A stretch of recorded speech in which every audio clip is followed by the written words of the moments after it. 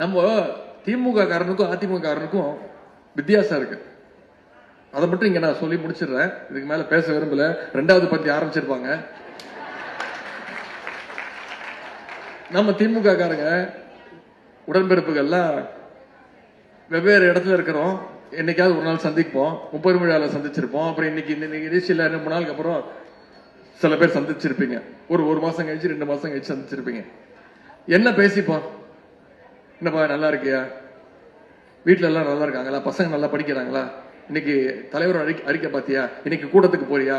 இன்னைக்கு அண்ணன் சேகர் பாபன் அவர்கள் நிகழ்ச்சி நடத்துறாரு, போறியா? நான் இத்தனை மணிக்கு வரேன். இதுதான் நம்முடைய உடன்பிறப்புகள் பேசக்கூடிய பேச்சு. இப்படிதான் உரையாடிப்போம். இதே 2 அதிமுக காரன் ரொம்ப நாளுக்கு அப்புறம் சந்திச்சான்னா என்ன பேசுவான்னு நீங்க யோசிச்சு பாருங்க. பேசிக்கவே மாட்டான். 2 பேர் திரு முடிப்பானுங்க. இவங்கிட்ட பேசலாமா வேணாமா? இவன் இப்ப எந்த அணியில இருப்பான்?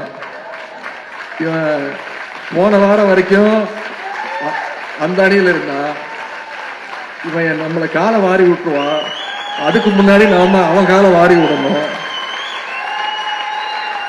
கரெக்டா இல்லையா? அத்தனை அணிகள் இன்னைக்கு விட்டா தொகுதிக்கு ஒரு அணி ஆரம்பிச்சிருவாங்க.